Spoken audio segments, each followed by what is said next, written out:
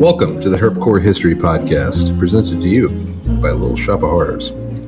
Feel free to reach out to us on any of our social media platforms for any of your feeder needs. All right, let's go ahead and get into this episode.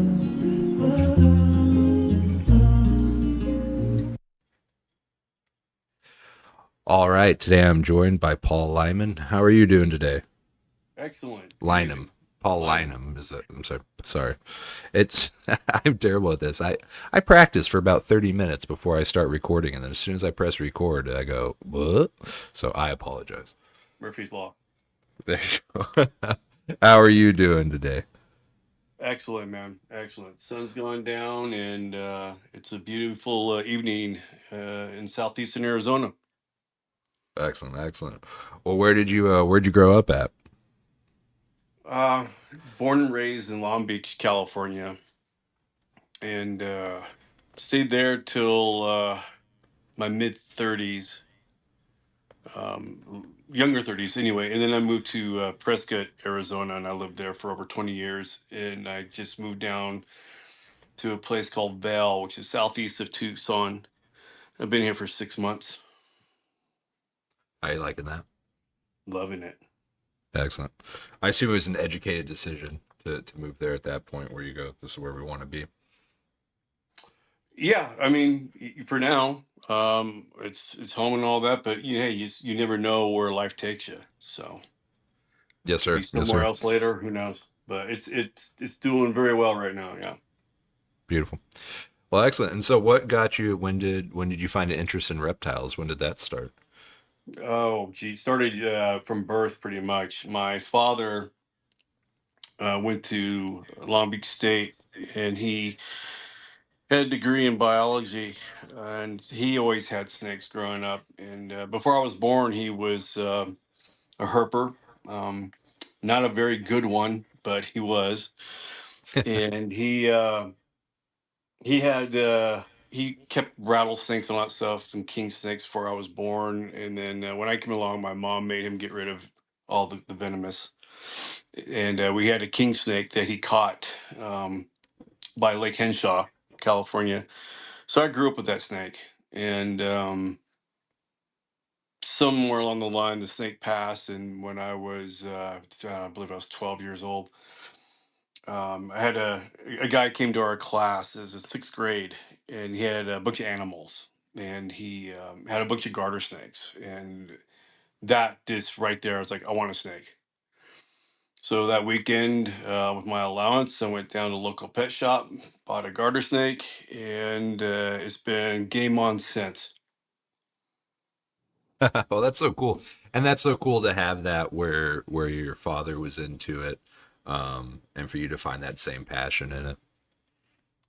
Yeah, he left me a lot more because I'm an avid field person, and he in his old I have his original books, which was Stebbins and Ditmars. He had that stuff, which I now have in my library, and he had notes. He wrote down notes, field notes, in the back of the books and stuff. And when I was starting out in the field, he said, if you want to learn these things, you got to take notes, be quick. And I picked that up. Now I have literally dozens of binders of field notes, and they've really helped me. They've done me very well along the way. So he not only gave me the interest or sparked it, but he also gave me the knowledge how to really just, understand the animals. Yeah, well, too, and also how lucky to be a young age coming in and having a role model like that, that not only fosters that enjoyment of nature, but then gives you good advice like that, like taking field notes and documenting that information. Yeah, absolutely. I would not have had the field experience now without those notes. They really, you cut out a lot of when you think you know everything because you remember something and you look back at it, you realize through your notes that, oh, I was off. So they are great to refresh, and you have so many observations, right? It's hard to keep track, a lot of times. So before I go out, I generally do a refresher and look over stuff before I'm looking for something. I'll dive in on that particular species and refresh my memory. And sometimes I'm like, oh yeah, that's the way I remember it. And sometimes I'm like, whoa, wait a minute, I was off. I'm glad I did this. Glad I have these things. So Yes, sir. Yeah, no, and having all that information to go back on and look at it is invaluable. And it's one thing your memories, but those become clouded over time. And so again, just having that base. And so when you're 12, you got your first garter snake. Where did it go from there? Was it just off to the races, or how did that ramp up? yeah, it was pretty much instant. Um, it was maybe a couple months later. We were summer vacation up in Oregon, family's area, and right away I just wanted to look for snakes. I wanted to find snakes, and I hadn't, I want to find my first snake, and luckily we stayed at my father's aunt's house. She had some property that was out in, I don't know, the forest kind of nature or whatever, and so she had all sorts of wood piles and stuff like that, and I went out my first afternoon and still can remember it. I turned a little piece of wood and there was a northwestern garter snake under it, and that was it. I was hooked. I was hooked, and found over that week probably a dozen garter snakes. And at that point, I just wanted to know everything, learn everything. Fortunately, in Long Beach, there was a reptile club. It's called the Southern California Snake Association, and they had meetings every month. And my mom took me to one.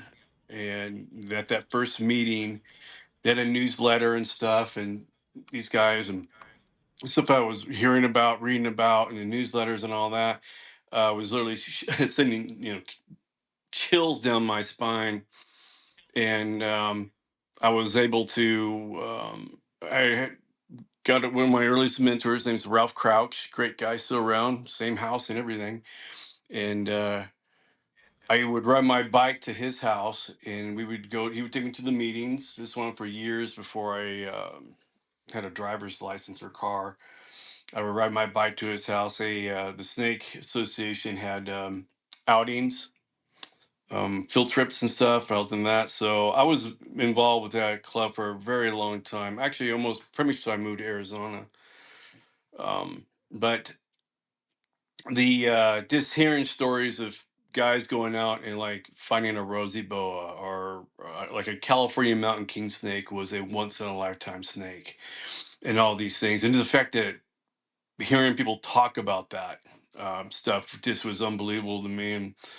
And that was in the mid '80s, and you just almost 4 decades later, here we are. Yeah, So, right. I yeah. think the reptile hobby is a weird one where, I think everybody kind of has the phases of their life where they find interest in something. But for the ones like ourselves where it starts at a young age and it just keeps going and going, uh, it's very rewarding over time. You Yeah, know, it is, and I reflect back on those days, looking back at them, just like wow.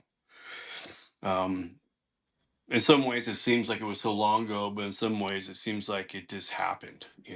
So it's weird, and not those, but just so many other older memories that are 30 years old, 20 years old, now and then.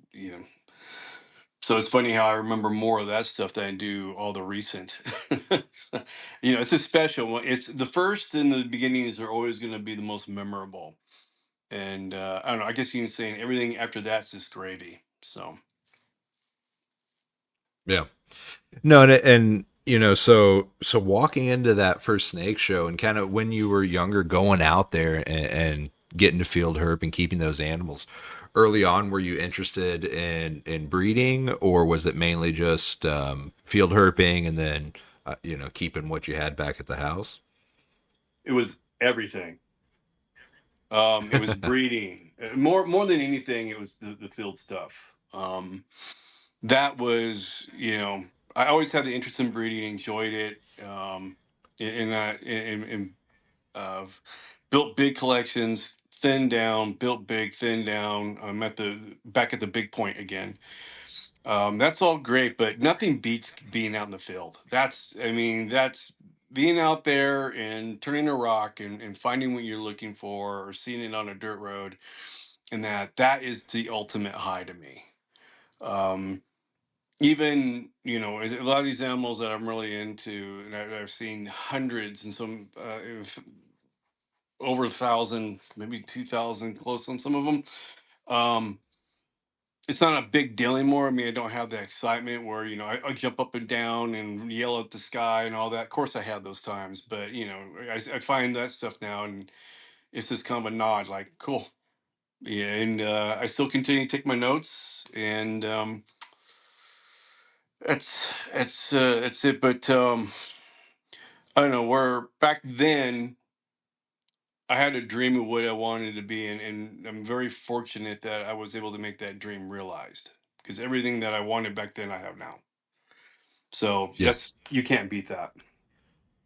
No, not at all. And you know, what a noble path. I think it's so interesting getting to speak to people that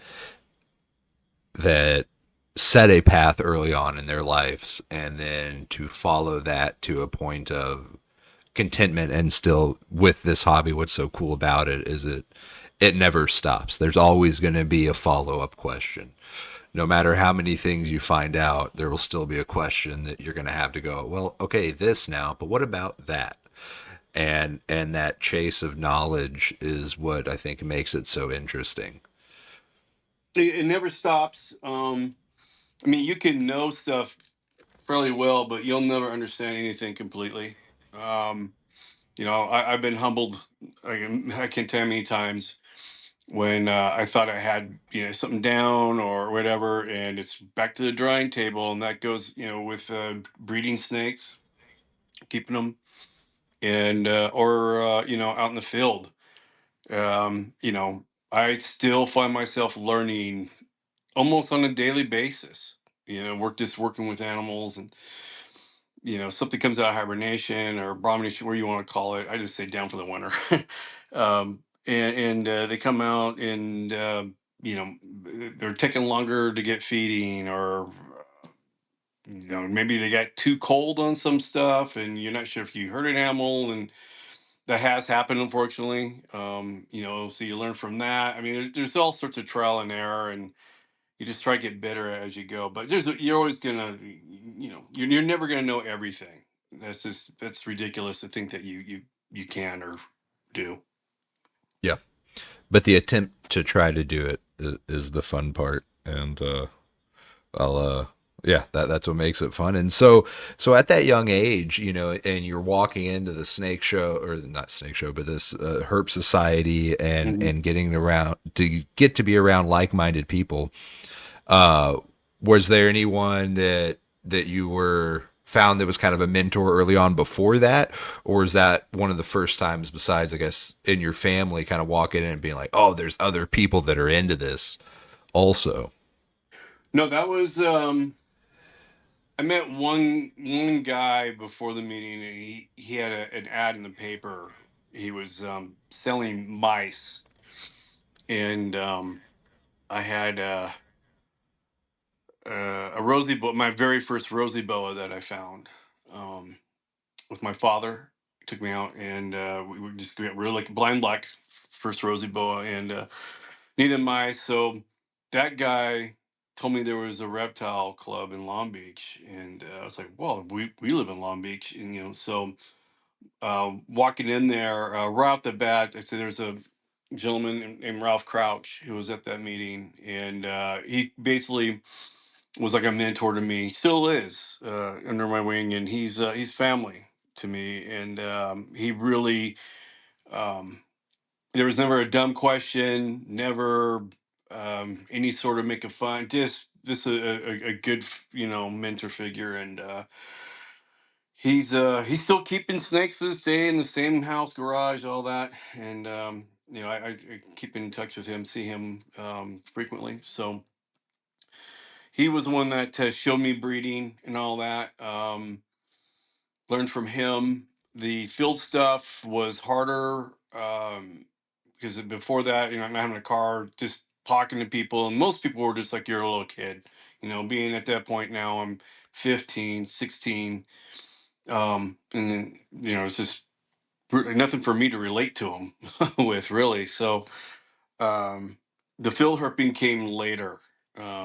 Not, but it was the original, just learning to keep animals. And I was breeding the animals before I became really got out in the field. Started off with breeding albino California king snakes and corn snakes. So what I started off with. And I started selling them to the local pet shops. They were buying them. So that was the very beginning of my herp breeding career. Being 15 years old, 16. That's so cool. And especially as you get older, I think that when stuff's hatching, that's like Christmas for an adult, right? As you get older, kind of that joy of that Christmas morning fades, and getting to see what's going to pop out of an egg uh, is the closest I think that you can get to as an adult of that feeling. Yeah, it's still Christmas every summer. Yes. Every litter that drops and every egg that hatches, I can't wait to see what comes out. You just the patterns and yeah, it's that part I look forward to. I don't look forward to all the babies to take care of at first, but but definitely when they come out and they poke their head and everything, and you see the first glimpse of, if you have some animals that, their characteristics are their head patterns, so you get that first little poke of a snout in the top of the head. You're like, whoa, that's awesome. What's the rest of you look like? We have a like a tricolor. You don't know if you have a lot of red, a lot of black. So who knows? Maybe some sort of aberrancy. Yeah, the coming out of the egg and all that's awesome. Litters to drop, but to me, it still doesn't add up to field stuff. The field to me is my real true passion. So being out there and what's going to be under this next rock, you never Yes, know. sir. Yeah. Yeah. No, and that's the that as much research as you do and data collection, there's still always a little bit of randomness, right? I think that you can better your odds 100%, right? And we're just trying to increase our percents of finding those things. But it's still that randomness of what are the chances of me making the decision to make this trip in 6 months time or whatever that is, and to be in the same place as that animal at the same time. It's very cool. Yeah, it's definitely all about timing. That's that's I guess the best advice. I mean, what's my best chances or best luck for finding something? It's timing. That's it. You know, it's one thing to have your own private or personal areas in the field, like if you're rock looking under rocks like that, rock outcropping stuff like that, that like ones that are secluded and only you know about. You're in, you have control over what's going on there, but on like roads, you can be on a well-known road and you can herp it and spend a month on this thing and not find what you're looking for. And then you can, or you have somebody that hits it one day and finds four of this particular animal. And it's all about timing. So, I have this thing here about southeastern Arizona. I know that this place gets flocked to like crazy during the monsoon season. And guys, ask me, are you going out? Have you been? I'm like, I haven't herped southeastern Arizona during the monsoon since the year 2000. And they're like, what? That's crazy. I'm like, well, why is that? I'm like, through the animals that I like looking for and like to find, that's not the best time of year for them. So that time of year, I'm somewhere else where those animals are out. But a lot of the animals that you guys are looking for, I'm into as well. But take for instance a Sonora mountain king snake. This guy spend 2-3 weeks to find one or two. You can do that, or would you rather have an afternoon when you find 6 or 12? It's a big difference. That's timing. Yes, sir. Yeah. Yeah, no, as someone that has the alterna affliction, um, I understand the pain is real, and but as you learn more and you can start to hone down that and go, okay, I can be here at this time for this reason. It makes all the difference in the world. Yeah, and especially for Alterna. Alterna is, some guys, they struggle. Some guys don't really have a problem with them. And that all goes down to your technique, timing, everything. So, um, yeah, I get it. Alterna is one of my favorite snakes. And fortunately, I was able to learn those pretty quick. Um, and done well. But I see some of these other guys, I'm just like, man, maybe take some notes. I don't know.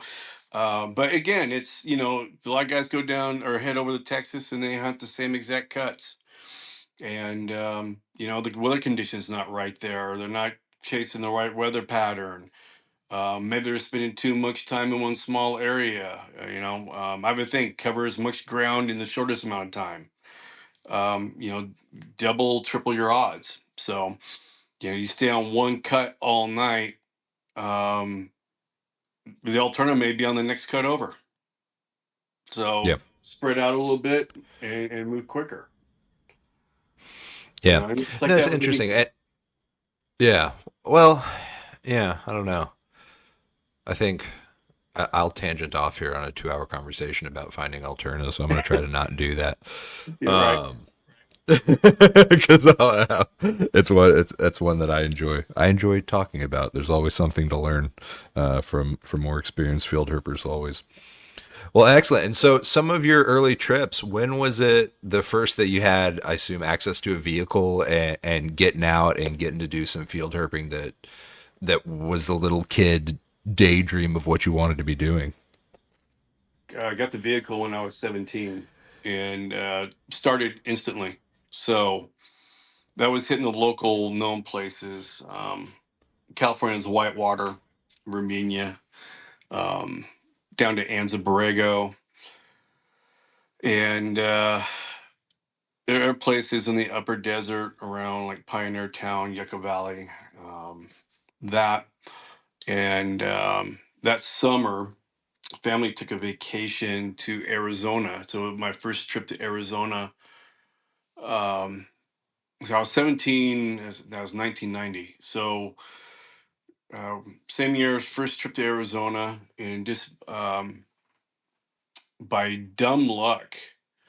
Is where this brochure that we had of this area was showing like saguaros and this beautiful Sonoran desert, and we get there and there's manzanita scrub. It looked terrible, and we drove through the desert and got higher in elevation, and I was like, I'm not going to find anything here. This is terrible. So um, I remember I went driving, just blind luck.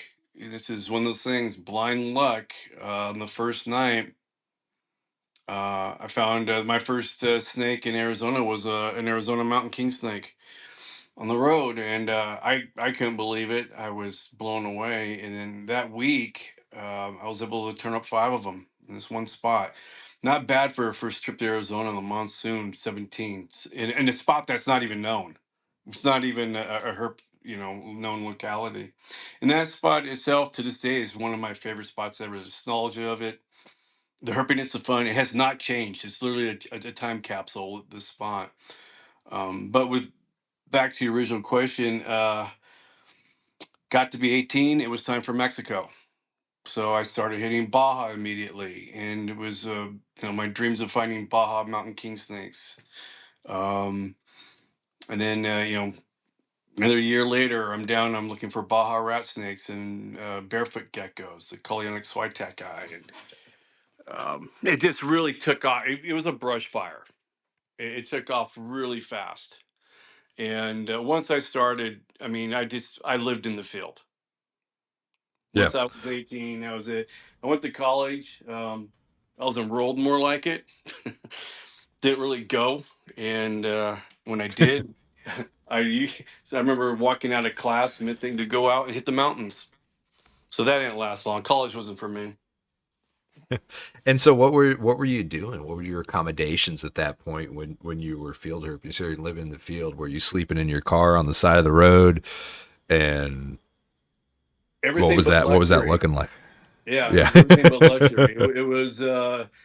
It was sleeping, a downpour, you sleep in the cab. My first vehicle was a 1983 Toyota, or no, 1983 Mazda Soundowner truck.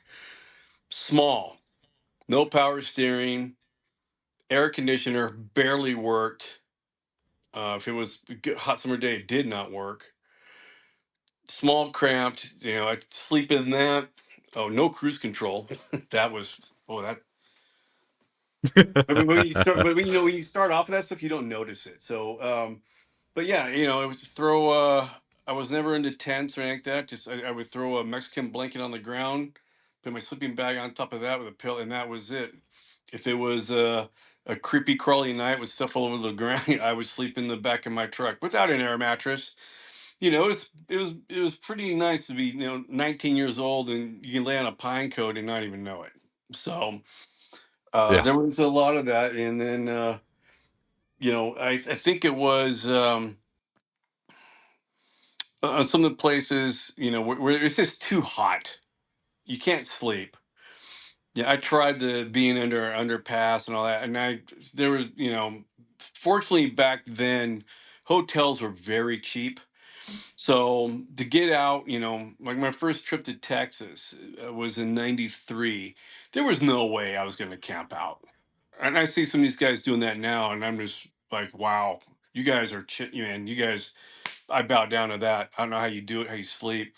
But, oh, yeah, I was roughing it, and then there was a lot of staying in really, questionable hotels. Like I didn't know that I was in a prostitute area, and there were people knocking on my door trying to sell me 8 balls or those those great old early days of the first accommodations. So, Yes. But how cool is that to be in those scenarios, and also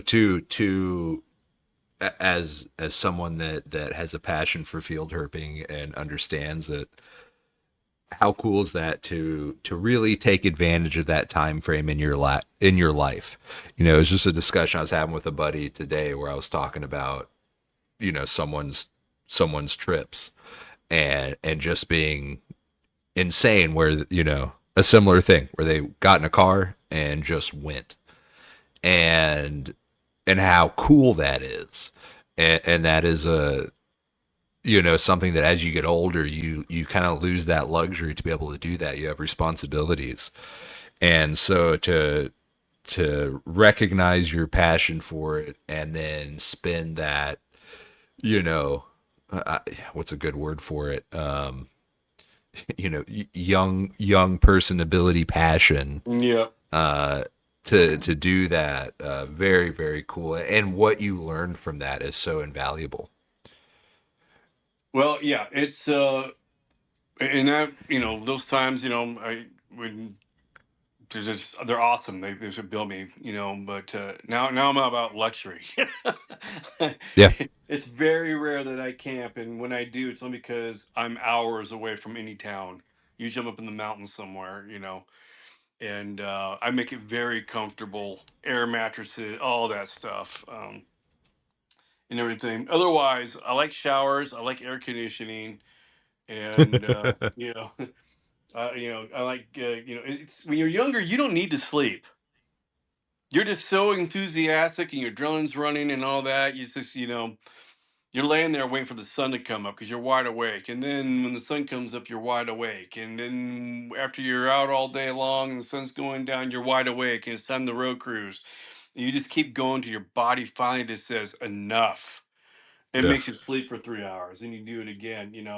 That stuff. To be young like that, and be able to do that. It's just like, wow. But now, I can hit it really hard during the day or at night, not both anymore.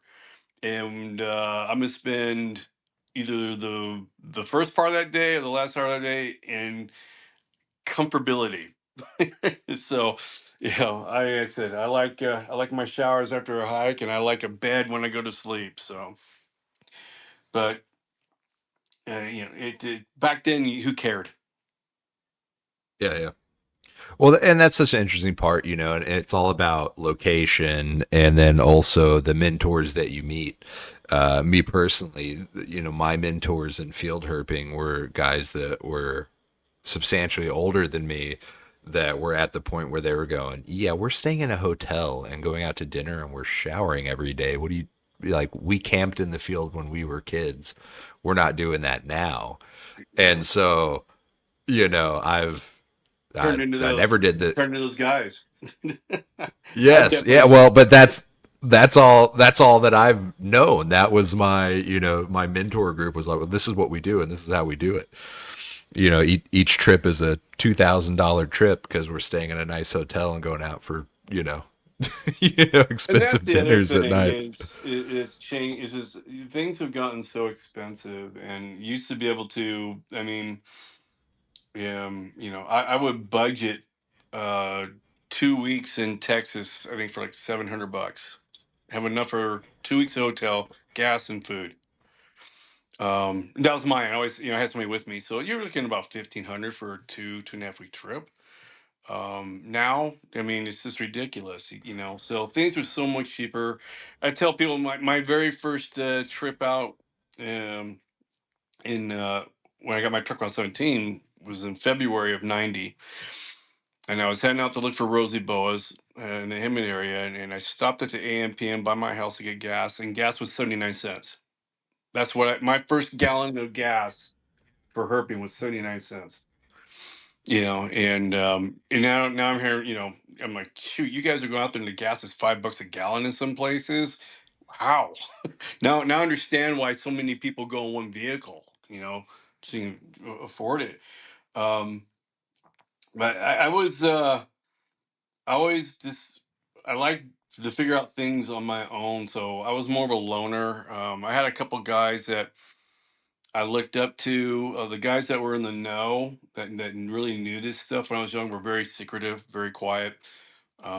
And of Same. course, this is all before social media and the internet, all that. So if you got lucky, somebody would give you a little bit of a scrap. Otherwise it was each man for his own. I mean, you really had, if you wanted to find something, you had to work at it. There wasn't information wasn't given away back then, like it is now, how accessible information is these days. So that's another thing, being coming from that time frame, you know you, you you worked really hard.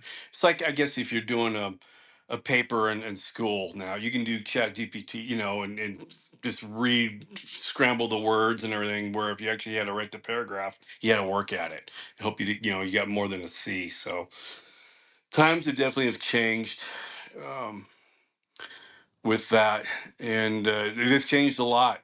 It's just remarkable how things are so different. And I can only imagine what things are going to be like 10 years from now. Can you imagine 20 years from now? Yeah. So, Yeah. No, and that's, it is crazy to think about early on. What's so cool about this hobby and where we're at right now is there are still pioneers in the hobby that are alive right now, and to get to speak to some of those people and understand kind of how they kept and how they were thinking about stuff. There was no information there. The information that we can so carelessly look up and find nowadays came from these people figuring it out. And what how the market has changed to where now you can go order any type of caging you want and have it shipped to your door.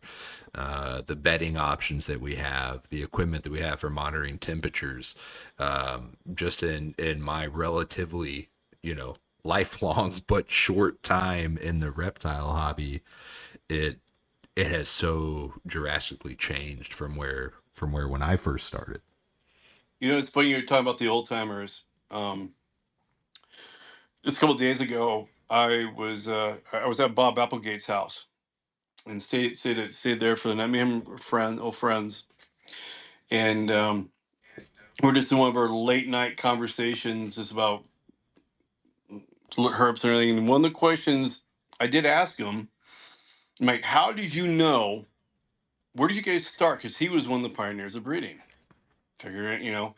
And that he was telling me how they were trying to figure it out back then, to something that really just kind of cracked me up, but it made sense. We don't know what's going on with these animals in the wild. We're trying to figure out. We're trying to reproduce what they're doing. I mean, so they would go as far as even like collecting rainwater for the water, try to make everything as natural as possible. Um, Back when they first started figuring it out, and I mean, I'm talking about bare scraps, uh, you know, cooling them down and that type of thing. And he was telling me that one guy goes, well, hey, they're cold during the winter. Maybe we should shut these things down. Just so listen to him talk, about this stuff at first. And I've heard a million stories from him, but this was one that I don't think I ever asked him. And that was just to hear that about, collecting rainwater, because that's what they were drinking. It was something, it was like literally something as, is it in the water? Is that what Yeah. we need? So yeah, I mean, and a lot of these guys, they really just they are the pioneers. The older guys from the 60s and 70s that figured this stuff out. And Bob Applegate's one of them. And hearing him being at his house the other night telling those stories, I can listen to that stuff all night long. I know a lot of guys want to hear what I have to say now, and with my field stuff and all that. But I may be a mentor to people, but I still have my mentors, and I still ask them questions. Yeah. I never, I every time I talk to these guys, I ask them questions every time. Well, it's just like anything in life. It's a practice, right? Where you're learning over time, and it's a constant striving for knowledge. And some people won't experience that, but others will, and that is the depth of the hobby. It's just like anything, and if you look at video games as an example, where most games there's this base level of playing it, and then you see someone that's a professional or whatever, and it's like, wow, I didn't even know that was a level to the game. And that is how the reptile hobby is, where you can sit here and you can look at this base outer level where many people will, and they'll tell you joy in it and interest, and that's great. It all adds to what we get to take advantage of now, the equipment, the readability of these things, the knowledge that's out there. Those people that are just, a very base level interest in the hobby is what makes that possible. But when it is, your lifestyle is these animals, just that information, that wealth of knowledge is so cool to gather over time. Absolutely, absolutely. And you're saying, you be experienced or just game player, or just a what's the word, um, novice. I would say amateur, but yeah, you're just routine player or somebody who's into it. And then with same the snake thing, or the reptile hobby business. It's funny how you see people come and go too. You know, I mean, this whole industry is just the sheer amount of people that you meet, and you have some people that are there from the very beginning, and they're still there, and you have ones that made an impact, and now they're gone. It's like, Yeah. what happened to that guy? I don't know. I mean, he was Yeah. he was a he was a he was a big deal for like 2 years, and all of a sudden out. Yeah. Um, with the and now with the field stuff we have, what we call all the Instagrammers, and they're out there doing their thing, and you know, like it's every year there's always one kid that outshines, and they usually don't last. It's like that guy had a really good year, he was figuring stuff out, he's gone. And I don't know how many of those I've come, and every year I always get those prospects like, man, this guy's doing good, I hope he sticks around, I hope he keeps doing this, that'd be awesome. But yeah, it's amazing how it's just a constant, it's constantly changing. The interests will change on what people are working with, that stuff. What's the new hot thing? And then the same thing is you get these guys that come in and they're there and then they're gone. And then a new person comes in right behind them. So it's never a boring thing. You're never going to see the same people over and over, or you will, but there's always new blood coming in and old blood going out. Yeah. Yeah. And so you talked about your first trip out there, getting to find some of these animals and figuring it out early on. It's sometimes, field herping. It's almost like a clogged toilet, where sometimes it takes forever to finally have that clog bust free, but when it does, then now you'll find that species over and over again, and it just unlocks this ability to be able to find it. I haven't What heard were the some clogged of toilet one before, but yeah, breaking the dam Yeah, or you like whatever. that? I thought that. He's sitting there A plunging away, little hoping for a, success. But a little toilet humor and many nights on in West Texas, just aimlessly walking, is what it felt yeah, like. I I, I'm cool with that. bet. No, there is a thing, and yeah, there's I tell a lot of being young, and these guys are a lot of overzealous, just ready to go, and everything, and I understand the excitement and all that, and I've made a lot of those early mistakes, and the one thing I tell guys is, you know what, best things comes to those who wait. And what I mean by that is that when you hit it the right time, right, you're gonna be rewarded. When you start going out, especially if you're into turning rocks, you've already turned the rocks a bunch of times before the season started. You've really put a hurt on yourself. You're not gonna really get much out of that field wise knowledge, taking notes and everything like that. But the other thing is once you do figure them out, some of the toughest animals that you just like, man, I just can't get these things down. And alternate could be one of those, absolutely. Um, but once you get that one and you got it, all of a sudden it's in some cases it's too easy. You're like, how did I struggle on this? They're so easy now, and that's just being persistent. So everybody has that trip, like my first trip to Arizona, where I found five pyros in a week, blind, not knowing anything. Um, After that, they weren't that easy to find. After that, not that easy. Um, some animals you go out and on your first trip out, you find one. You're like, man, I got it. 30 years later, you're still stuck with that first one from the first night. Nothing after that. So, yeah, it's but generally, once you figure something out, I mean, you're gonna find more of them. It's just those are rare cases, but there are some animals that I have looked for that I found, and I'm like, I'm not gonna really do that again because I know I probably won't find one again, or I will have to spend so much time to do it. And maybe I did stuff like that when I was younger, but now I'm in my 50s. Nah, let somebody 30 years younger do that. Yeah. Yeah, no, I definitely understand that. And Mm. especially, yeah, it took me 10 years to find my first Alterna. And Mm. then after I found my first one, I found two in one trip, and it's been off to the races, where I'm doing pretty good for every trip, finding Good. something.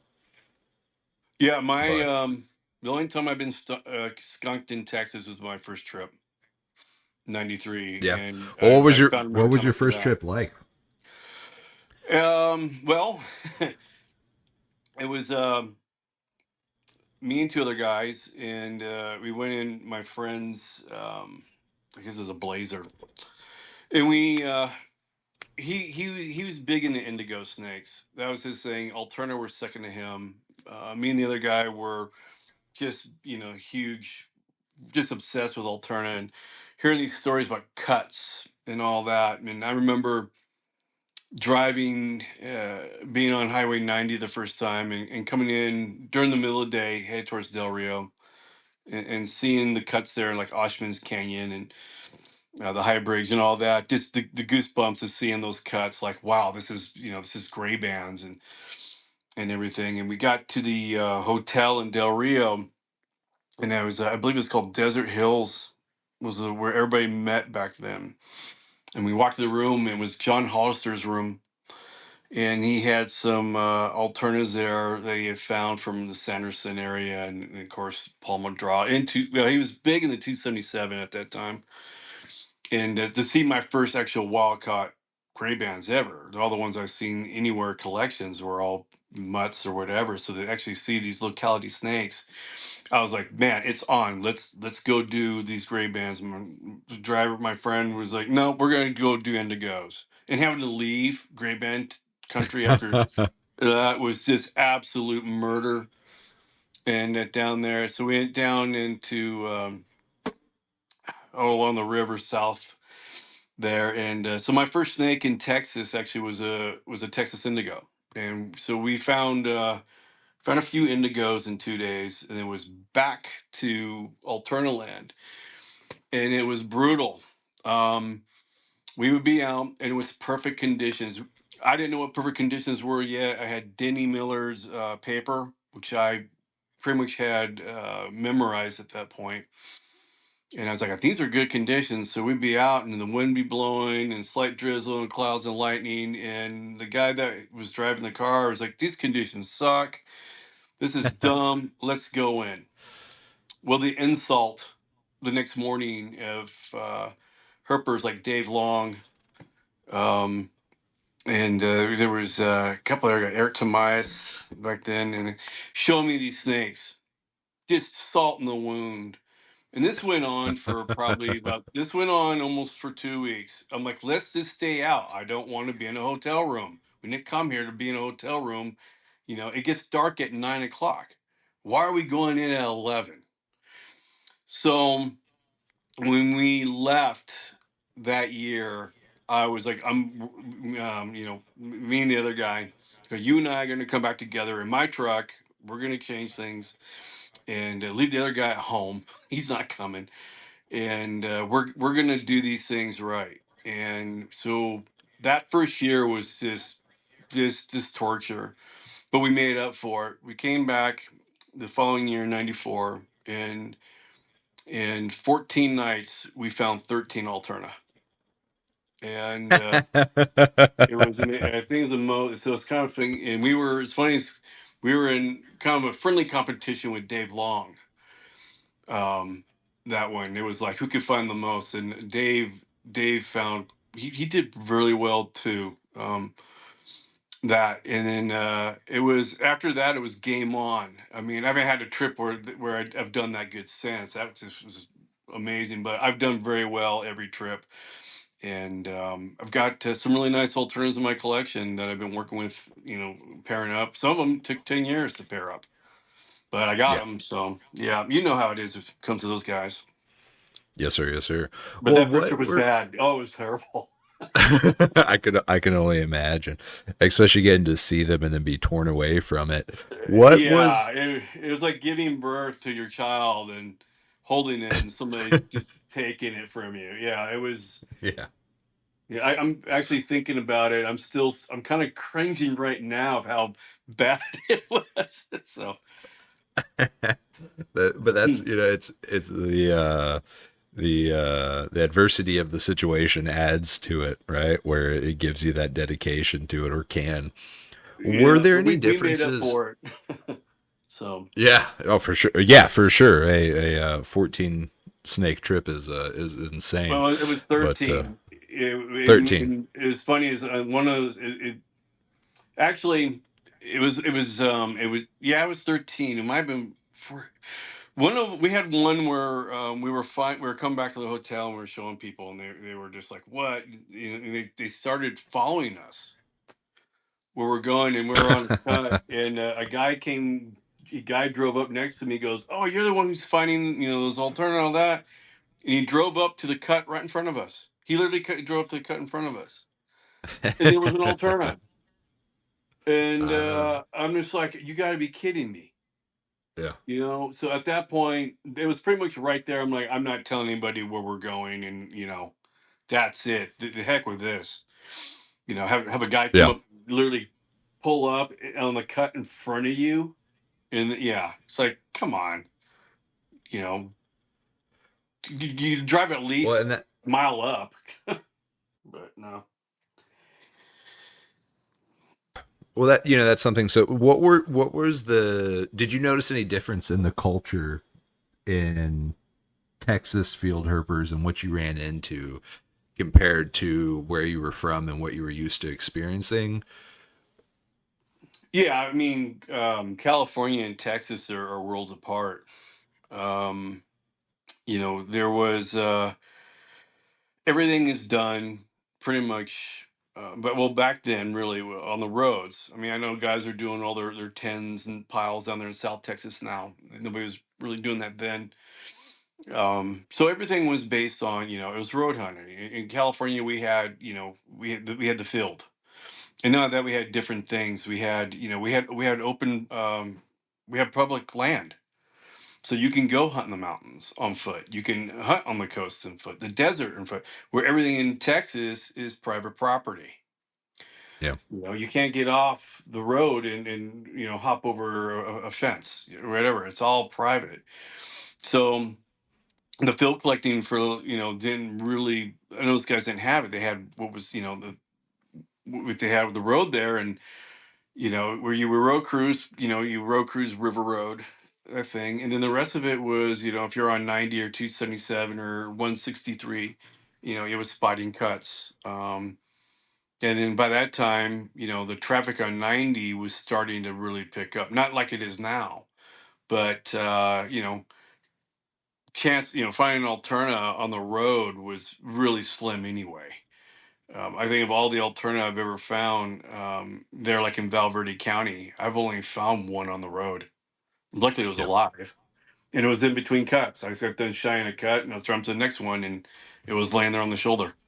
That's the only one I've seen, on the road, Val Verde, and then a couple over on the River Road, but that were on the road. And then it's just it's just completely different. Hearing, or over in California, you don't shine cuts. You never shined a cut. There are no cuts. So it is a quite different. So, talking to herpers over there and explaining, talking about rock flipping or it's like that, there's kind of, wow, that's cool. I don't know what that's like, you know? Yeah. Yeah, and then me being, and going over there and shining a cut, I'm like, this is weird. There's snakes crawling on this. Why? Why are they? Why they not? It all makes sense now. They're using those crawling through the limestone fractures and everything. That's where they end up. But yeah, it's worlds apart.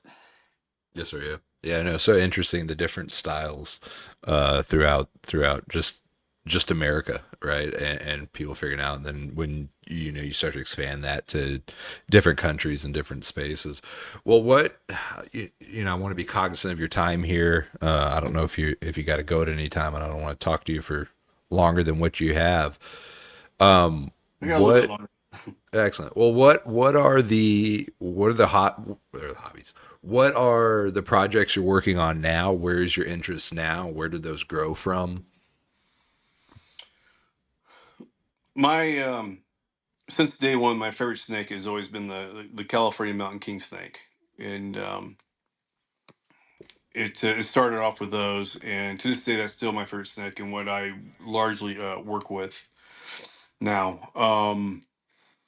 There's all sorts of debate going on these guys as far as their taxonomy, with a name. I go by the old, which to me is not old. It's the current seven subspecies, versus what other guys are more trying to pin in two clads: a northern clad, a southern clad, and they're like, well, somebody wrote a paper on it, and like somebody writes a paper does not make it right, especially when the paper, in my opinion, is to me it's flawed. They didn't have enough sample base for DNA and all that to come up with it. And that's the thing when it comes down with the field herping part. You got guys that been out there and know the animal. And if they've had hundreds of these things that they go through their hands, versus somebody who's only looked at them in a book and then wants to write a paper on it. I got kind of a problem with that. Your animal.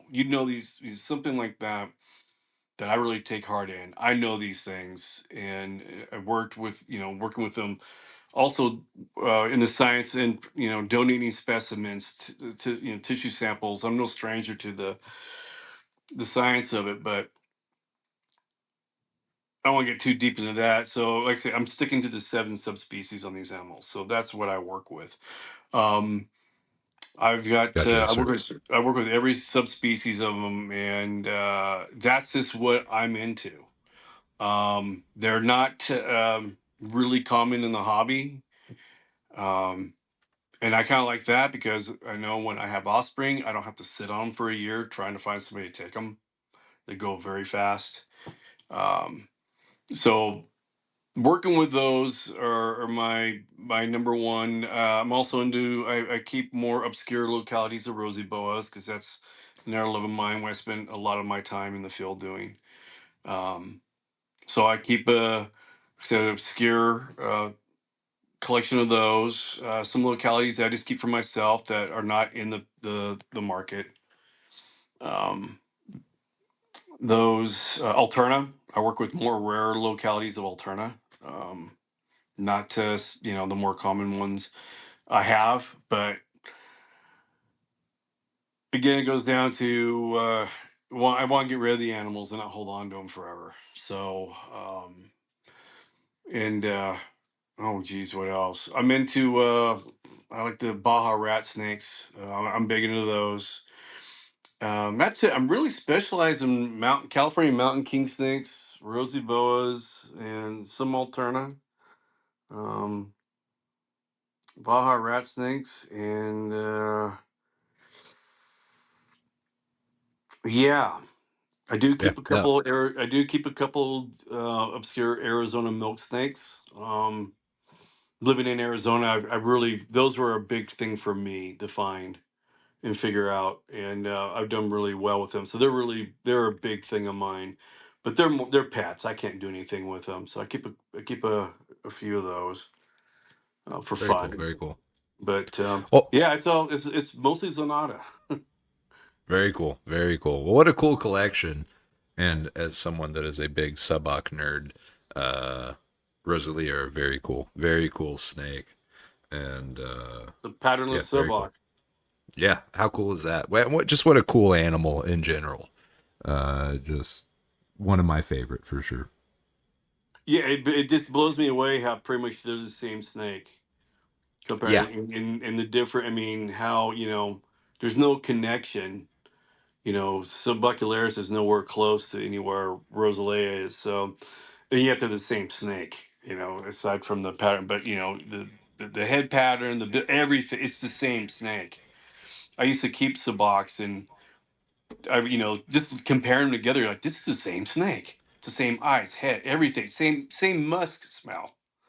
So, but I never found a Baja rat snake that had a tail loaded with ticks. you know, isn't that a weird thing when you think it's about that? Even just that tick, right? How unique that tick is. right. It is. Yeah, gross tick. Yeah, all ticks are gross. They're all nasty. You're right. Well, something we talked about early on, and kind of getting back to that, and is kind of a closing question I like to ask is, Yep. is the hobby from where you got into it and where you see it now? Where do you see it in the future going? Oh man, I don't know. I guess that's what makes it exciting.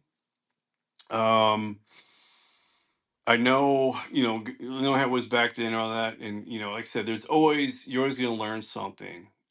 I know a lot has been learned in the past 50 years.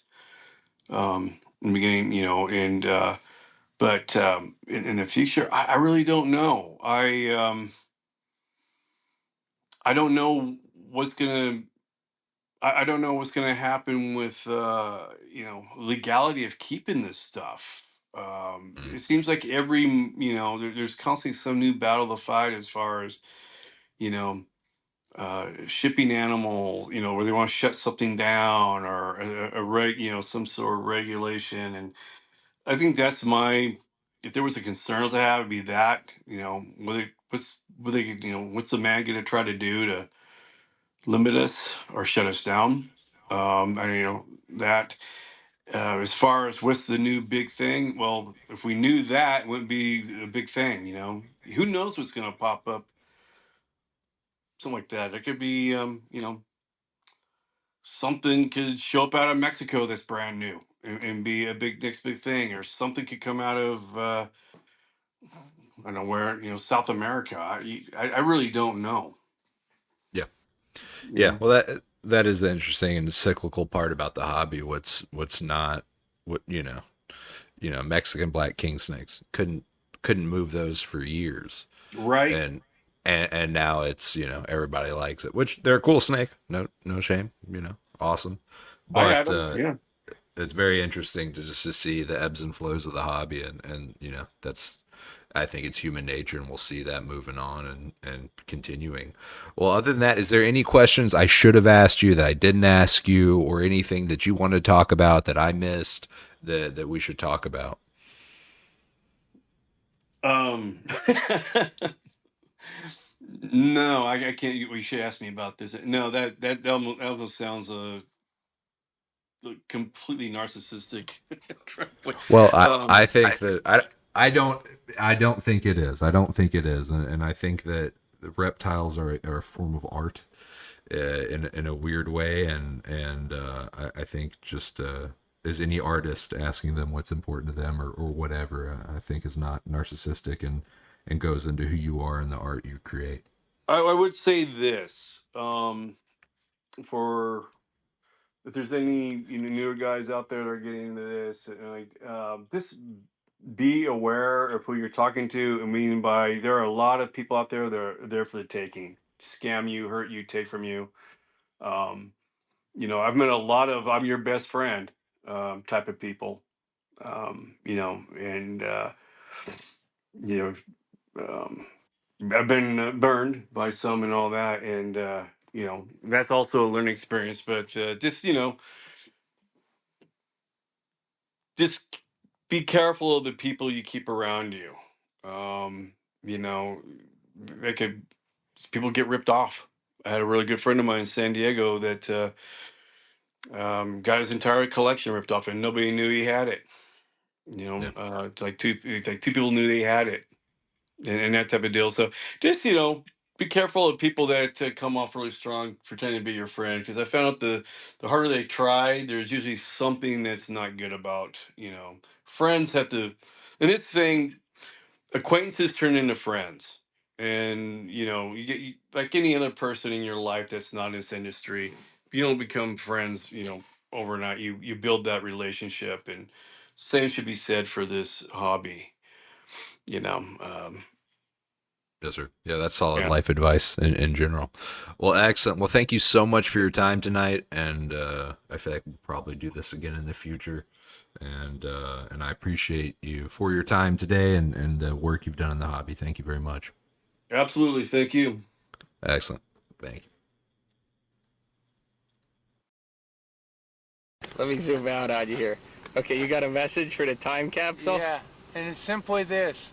My prediction for you is that even though you'll forget all about this in some way consciously, next summer at about this time, you'll remember to return.